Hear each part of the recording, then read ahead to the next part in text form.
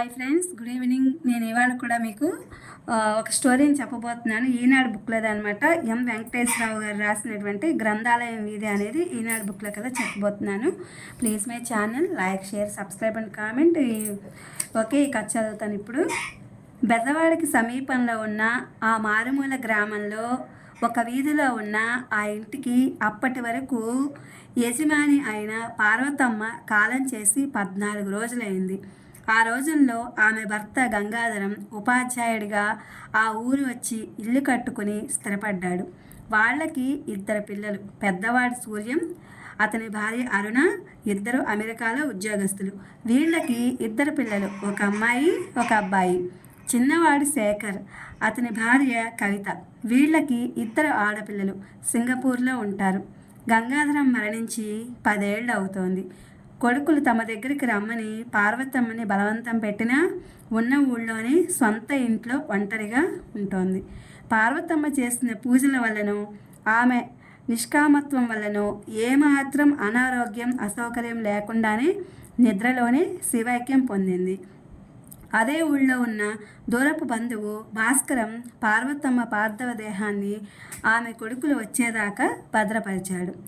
కొడుకులు 2 3వ రోజు సాయంత్రానికి భార్యలతో వచ్చారు.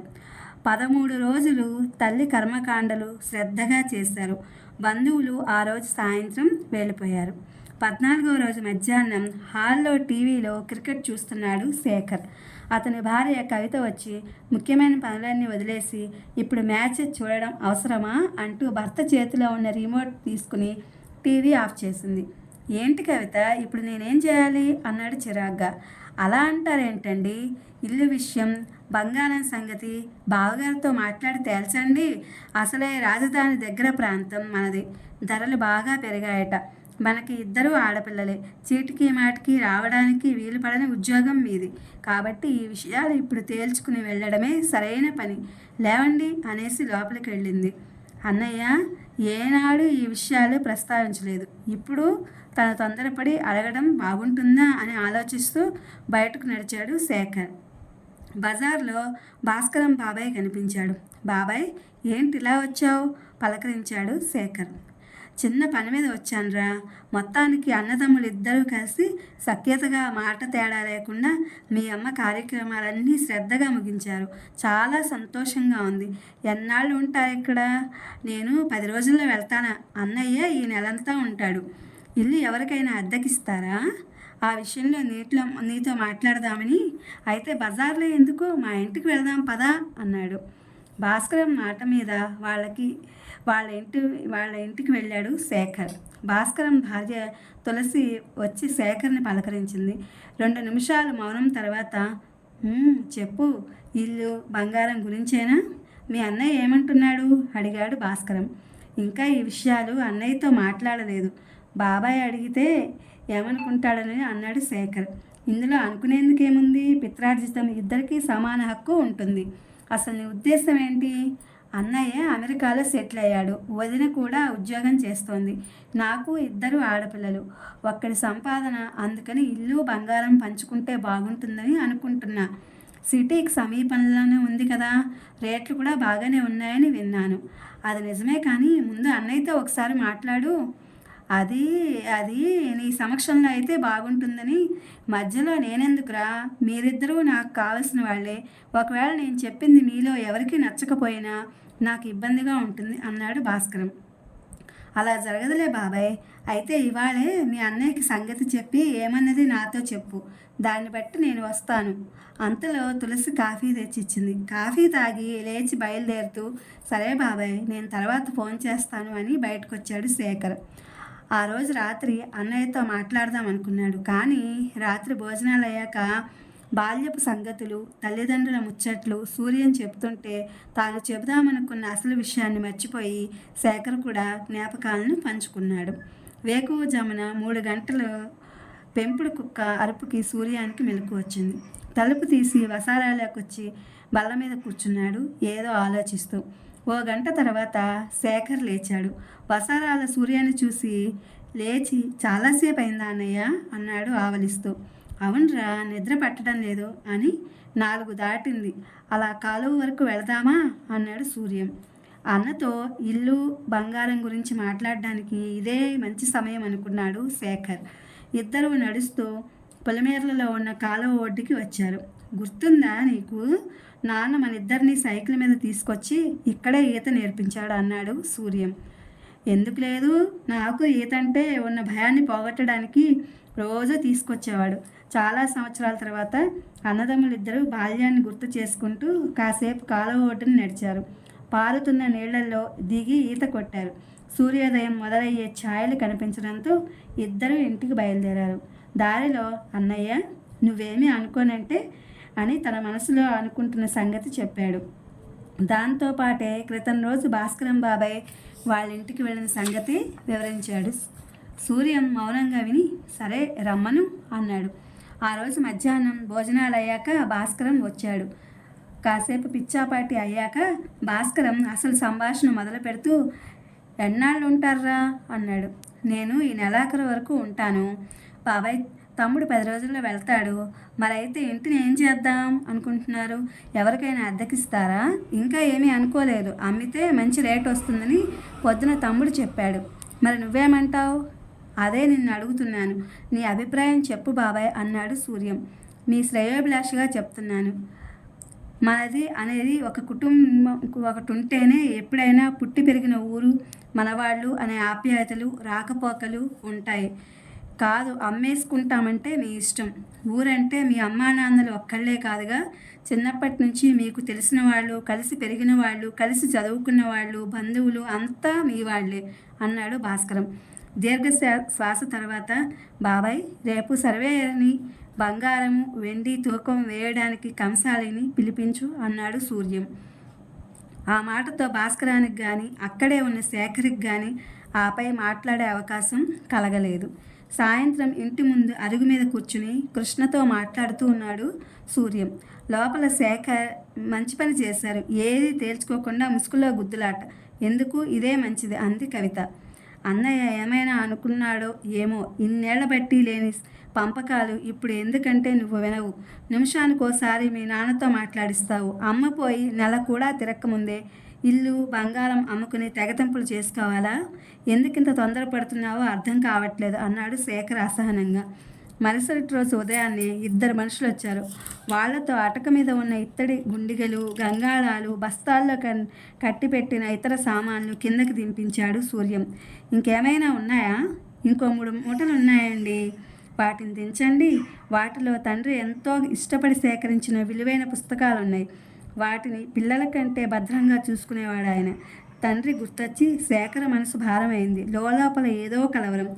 శేఖర్ రారా, వీటన్నిటికీ లిస్టు రాద్దాం అంటూ సూర్యం పిలిచేసరికి తప్పు చేశానన్న న్యూన్యతతో సతమతమవుతున్న శేఖర్ మౌనంగా వచ్చి కూర్చున్నాడు.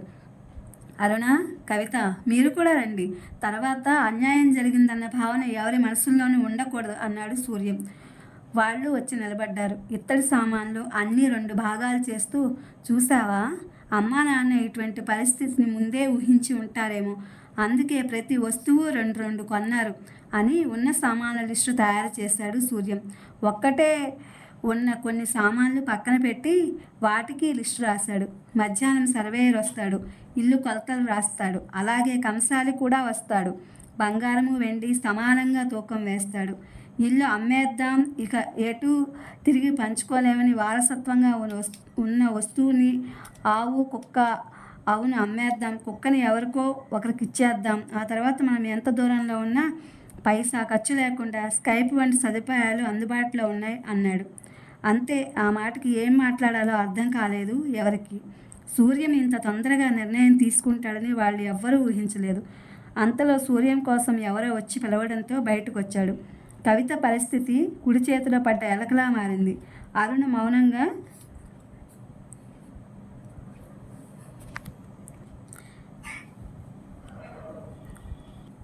కవిత పరిస్థితి కుడితలో పడ్డ ఎలకలా మారింది. అరుణ మౌనంగా వంటింట్లోకి వెళ్ళింది. శేఖర్ ఒకసారి బయటకు రా పిలిచాడు సూర్యం.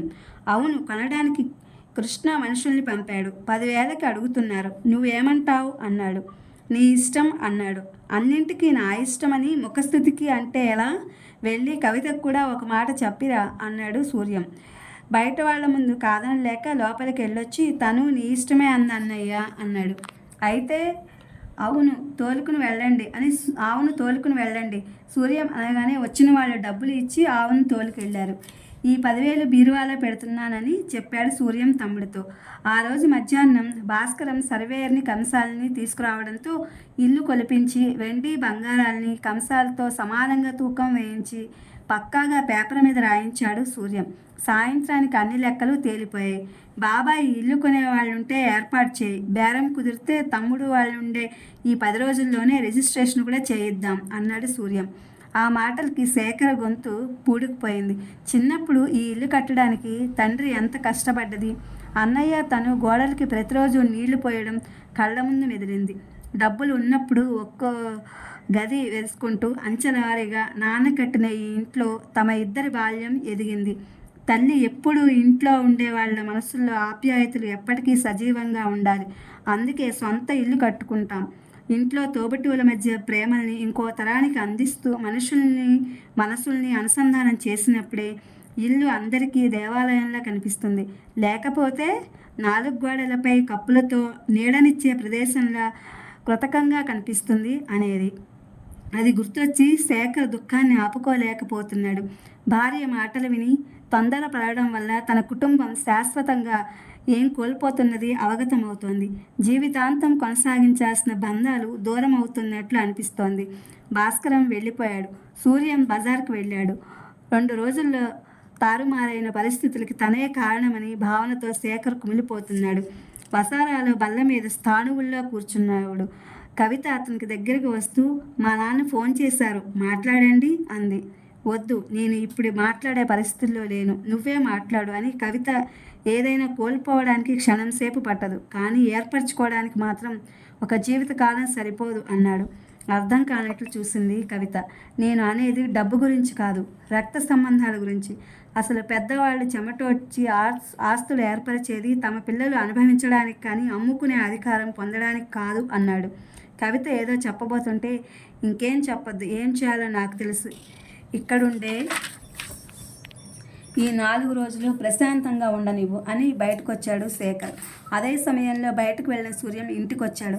అన్నయ్య కాలువ ఒడ్డుకు వెళదాం అన్నాడు శేఖర్. సరే పద. కాలువ ఒడ్డుకు వచ్చి కూర్చున్నారు ఇద్దరు. అన్నయ్య నేను చాలా తెలివి తక్కువగా ఆలోచించాను, తొందరపడ్డాను. మనసులో ఏమీ పెట్టుకోకు.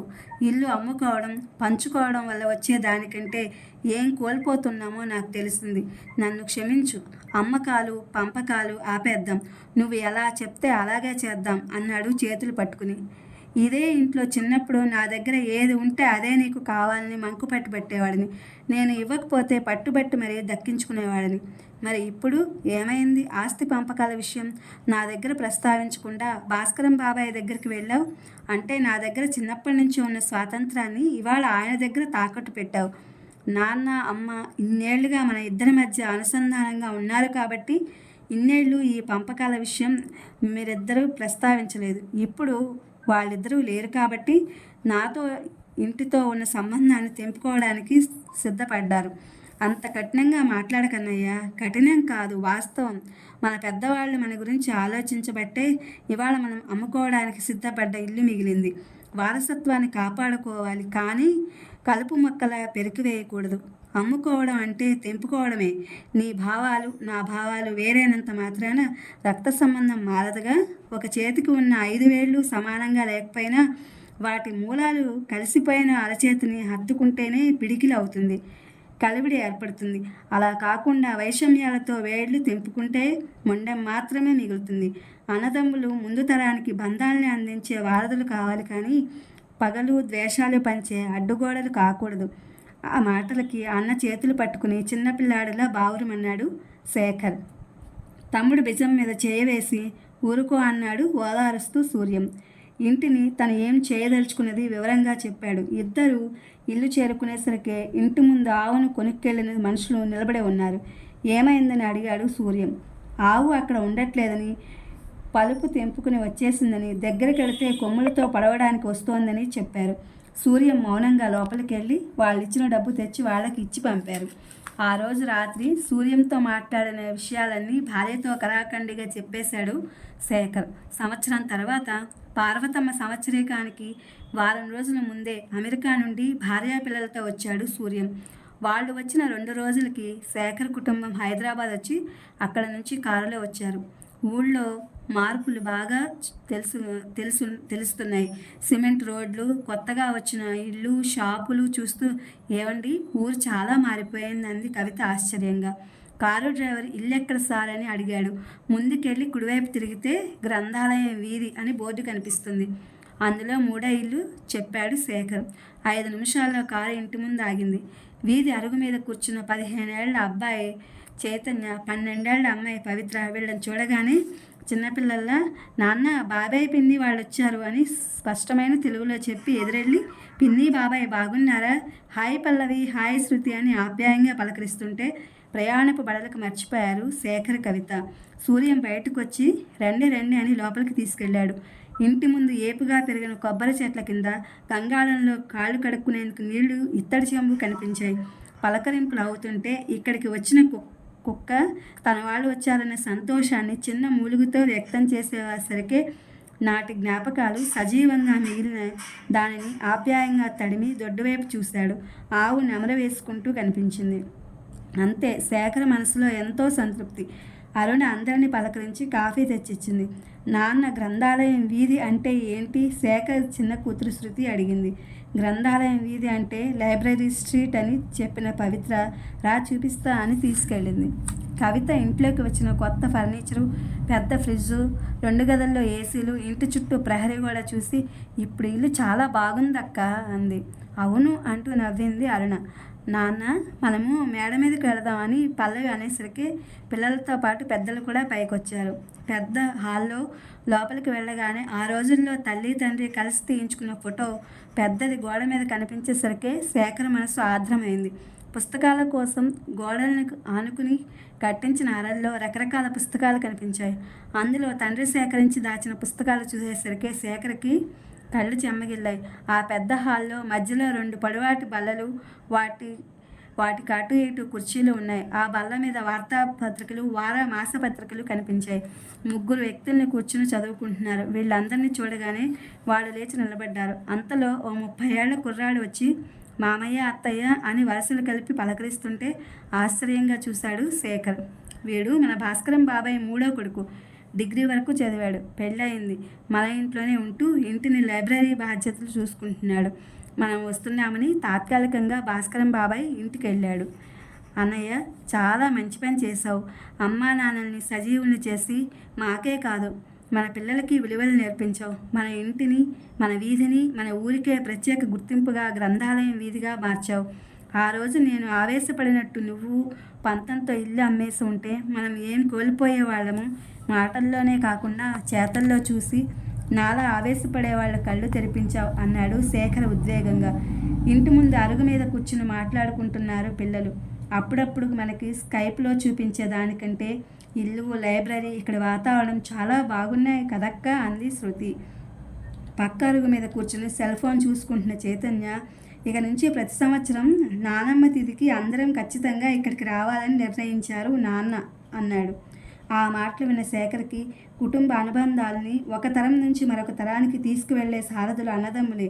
వాళ్ళ మధ్య ఉండే ఐకమత్యం వల్ల సంస్కృతి, సాంప్రదాయాలు, మానవ సంబంధాలు, విలువలు ముందు తరానికి అందుతాయని ఎప్పుడో తండ్రి చెప్పిన మాటలు గుర్తొచ్చాయి. ఇది ఫ్రెండ్స్ ఇవాళ గ్రంథాలయం వీధి అనే కథ. ఈ కథ చాలా బాగుంది. మానవ సంబంధాన్ని చాలా కళ్ళకు కట్టినట్టుగా చూపించింది. అందుకని నేను మీ కథ వీడియో పెడదామని చెప్పి పెడుతున్నాను. Please my channel like, share, subscribe and comment. Thank you for watching. Thank you for our support.